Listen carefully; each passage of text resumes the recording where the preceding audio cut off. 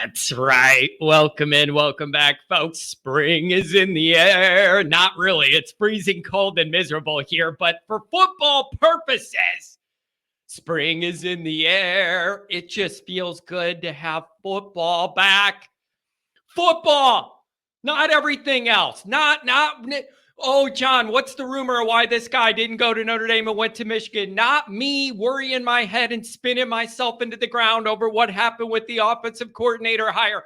All these philosophical, existential questions that I value, that I love, that's why I do this show, is those existential points of Notre Dameism and all that. Sometimes it's good to just yell about football. I admit, I think some of this winter's getting to my mind with all these questions and all the rumors and all this and that off the field for at least a little while till this summer window now. We get some football talk, some practical on-field, seeing what we have. Seeing what the new coaching staff looks like, how they operate, how they blend in with what we already got going. All of that. Key position battles, important big position battles, new important big position battles with capable players that we're not always used to at those positions. It's exciting. It's exciting. I'm just thrilled we get to watch a little football. And again, here's the funny part with this. The funny part of this is, you're addicted to college football. You're addicted to Notre Dame. All you do is, I want football. I need football. I want football. I need football. Then you get spring football, and you end up in the age-old dynamic of, and I remember this with the blue and gold game my whole life. The offense does a lot of good stuff, and you're going, is the offense really good or is the defense really bad? And then the offense struggles and you go, is the offense really bad or is the defense really good? Or is everybody going to spin this as nobody's really showing their full hand? Don't take anything out of this. Like even with all of that nuance in the mix, I'm just thrilled to have football back for a month or whatever it's going to be. In my mind, you guys, I'm already dreading the summer layoff. I almost, how do I want to put this? The excitement of Freeman's first year, like the buildup to what that was going to be, was a unique flavor of excitement because of all the newness. And I was thrilled about that. 1 year ago today, sitting in this seat, I remember thinking, can't wait to go to blue and gold, feel the new vibe with Marcus. Everything's going to be different, all that. You add that excitement, but also it was in the back of my mind, like there are some major roster issues on this team Marcus is going to deal with year one. And that tempered some of my excitement. This is a totally different thing. It's like year one, get in there off your gut and run things the best you can based off your feel and your gut and your knowledge. If you're Marcus last year, putting this all together with a whirlwind running into your first year, then I think now's the calibration.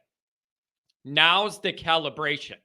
And you might even be able to argue this is a bigger deal because that year one, everybody kind of understands you're doing the best you can, try and get in there, get comfortable, go off instinct or whatever, set things up off the instinct.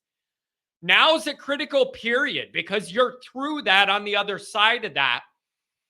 And it's like we kind of found our levels. How is Marcus going to adjust from there? Calibration is a lot to do with this. I hope it makes sense how I'm putting it to you guys. That the best Freeman could do last year is put together a plan he thinks works, that he's comfortable with, that our guys and coaches can make work. Now you learn. Now is the time where, not even now, in the winter was the time. Now you're in it again. There had to be a period in the winter where Marcus sits there and just looks at his notes. What worked? What didn't work? What do we need to get better at? What do I need to change in my messaging or practically, what do I need to change to get things more where I want them? It may be a thing where in some areas he looks at the boxes and goes, I'm perfectly happy with where we're at. I think we're on a right track. For other boxes, he may go, we got to do something different this year to get a better result out of this group. That calibration year 1 to year 2 is like, to me, I don't want to overplay it, but it's a main inflection point on Marcus Freeman and his adaptability in this arena. And I have a very high standard of how he's going to do this. And the reason why is I feel like Freeman's supremely tied to reality more than most guys are. There's just a lot of examples that tell me Freeman's supremely tied to reality, sees what the regular fan sees the areas we're good, sees the deficiencies, and tries to attack them. I think that's a strength of Marcus, and that's why I'm excited to see the calibration year 1 to year 2. And the other reason the calibration year 1 to year 2 is such a big deal to me is you have that year 1 learning, year 2 calibration. Year 3 is a big year for a lot of reasons. Number one is historically at Notre Dame, a lot of coaches get a lot of great things done in year 3. I don't know why that is. Could just be happenstance. But year 3 seems to be a year where a lot of coaches that are going to hit at Notre Dame tend to hit year 3. So aside from that historical Notre Dame fact about year 3, I also look at it this way. I believe that it's wild to think about. We're already in 23. So the next year is going to be the new playoff format with the 12-teamer and all that stuff. So year 3 is already a demarcation point for Notre Dame coaches already historically.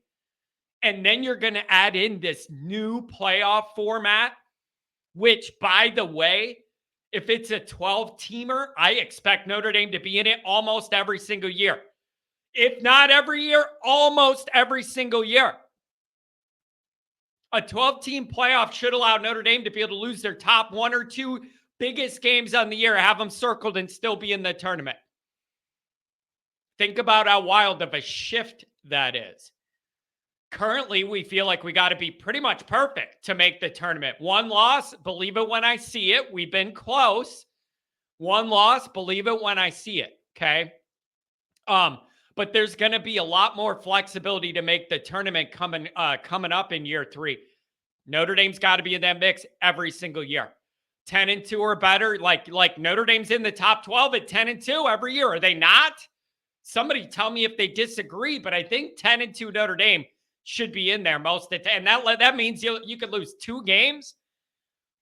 We're used to having to play with the pressure of, if you're not perfect, all your goals for the year ruined. Now, that's a pressure Notre Dame chooses by not being in a conference full time and having the extra flexibility, safety net, and all that of being in a conference where you could lose a game and then come back, still have a better chance of making the playoff. But you know what? It's the Notre Dame way. I'm not after it being easier for Notre Dame. My goal is for us to win it, doing it our way. Doing it our way. I don't want us to sacrifice on NIL, start making shortcuts, do all this. Make the grades to where it's a joke. I don't want any of that. I'm on a crusade for Notre Dame to prove somehow, some way in the modern era, you could try and do things right above board and have it work out and be rewarded for those efforts and at least trying to do it the right way. And I know I'm usually Captain Negative, but on the positive, altruistic side, on the karma side and all this, it'd be really nice to see a team trying to do it right, be rewarded for those efforts. But it's a lot of extra work. It's a lot of extra worry. It's a lot of extra prep. And it just takes extra everything.